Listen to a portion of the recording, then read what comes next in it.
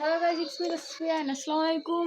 আজকে হলো 2025 সাল and we are doing a new blog and সেটা হলো কবি জসীমউদ্দিনের বাসায়। এটা হলো ফরিদপুর অবস্থিত।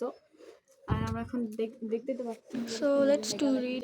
সো এখানে দেখতে পাচ্ছি কবি জসীমউদ্দিনের অনেক বই নানা এটা অনেক সুন্দর। জসীমউদ্দিন আশেপাশের বাড়িগুলো অনেক সুন্দর। সো এখানে দেখতেই পাইতেছে এখানে বাসার ভিতরে জিনিস জসীমউদ্দিনের আগের যে জিনিসপত্রগুলো অনেক জায়গায় চলে।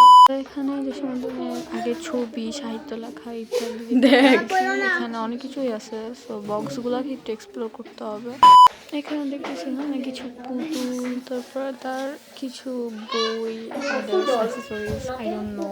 আর এখানে হলো তার লেখা বইগুলাও আছে, সাহিত্য আছে। এখানে তার চিরুনি টাইপ এই টাইপের। এখানে ওনার জামা কাপড় আলমারিতে সব রাখা, তালা মারা করে অনেকে এটা নিয়ে যায়। এখানে তার হলো বাটি ঠাটি যেগুলো উনি ইউজ করতো।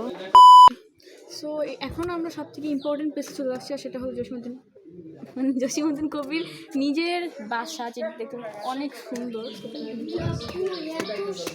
সুন্দর সুন্দর মাটির পুতুল।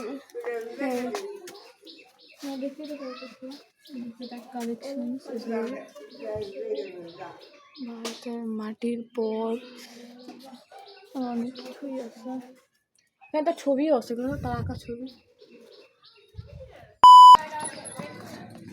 হাই, আমি অনেক জোরে তোমাকে পছন্দ করি। পড়ো না।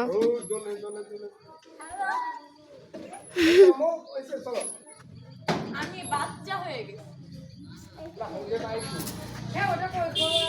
আচ্ছা, আমি যদি পড়ে দিই ডিরেক্ট সামনে যাই পড়ে তাতে দেখাও।